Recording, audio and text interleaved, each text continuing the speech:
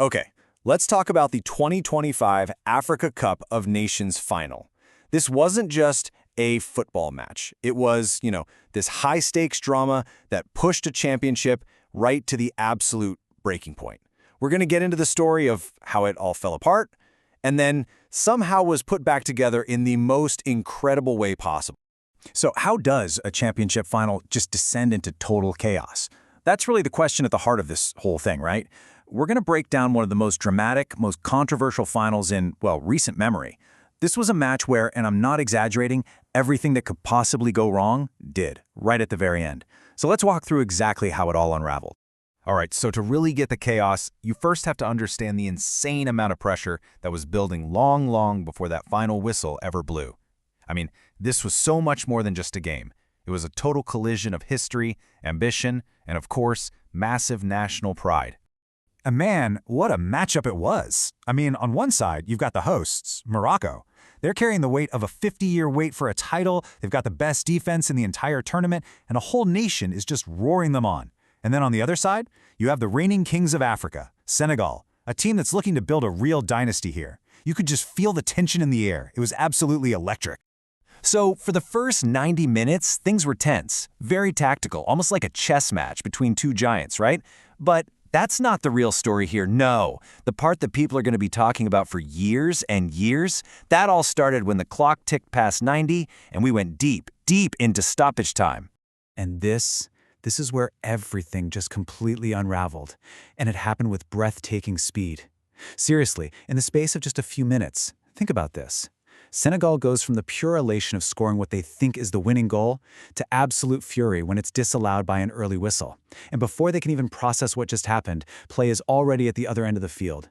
VAR gets involved, and suddenly a penalty is awarded to Morocco. I mean, the whiplash from that was so severe, the sense of injustice was so intense that the entire Senegalese team just walked off the pitch. The final was literally on the verge of being abandoned. So, with the final hanging by a thread, the whole team walking off in protest, one man stood against the tide.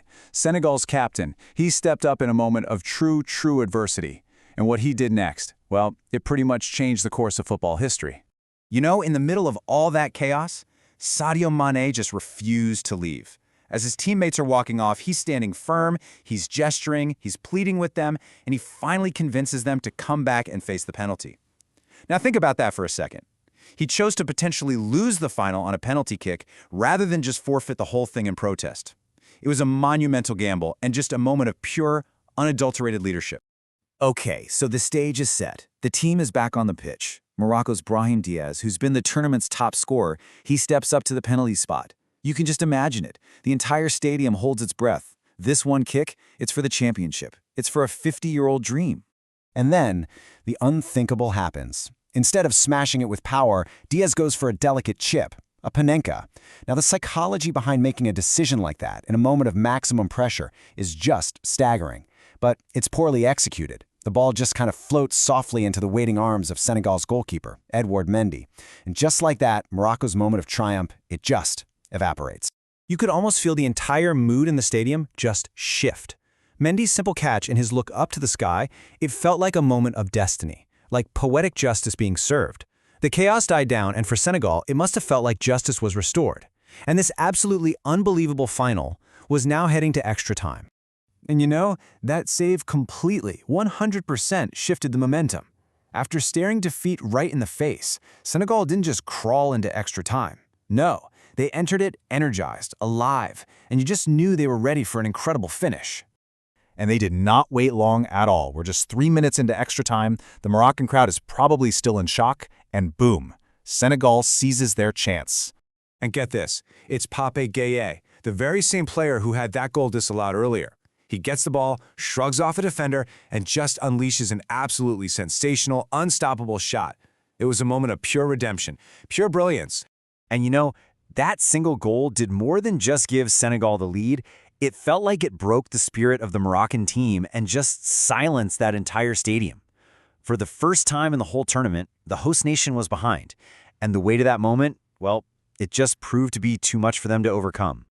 So after the final whistle blows, of course, the celebrations begin. And when you listen to what the players had to say afterwards, you really start to understand what this victory, forged in absolute fire, truly meant to them.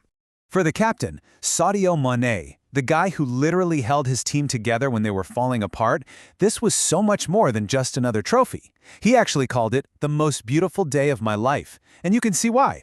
It was a truly career-defining moment of leadership and ultimately triumph. And you hear this theme of unity again and again from the players. They kept stressing that they weren't just a team, they were a real family. And you have to believe that that bond, that togetherness, is what gave them the strength to get through all that chaos and come out on top. Then you have the hero of that penalty save, Edouard Mendy. And I think he captured the scale of what they did perfectly. He said, "They wrote one of the most beautiful stories in Senegalese football. This wasn't just a win, it was history. They wrote a brand new, unforgettable chapter for their entire country." And at the end of the day, this is who it was all for. It was for the people of Senegal, for their families, their friends, and for the legends like Pape Diop who came before them. This victory really was dedicated to all of Senegal. You know, when you look back at this whole final, there's really one word that just keeps coming to mind: resilience. I mean, think about it. Senegal faced a disallowed goal, a last-second penalty against them, and the very real threat of abandoning the match. And yet, they recovered, they regrouped, and they found a way to win. It was just a masterclass in mental toughness. So, it really leaves us with this question, doesn't it? In a final that was defined by so much controversy and chaos, what was it that truly crowned the champion? Was it talent? Was it leadership? Or was it just sheer unbelievable resilience? You know, talent can get you to the final, but what actually wins it? This chaotic, unforgettable match proved that when the pressure is at its absolute highest, championships are won not just with your feet, but in your mind and in your heart.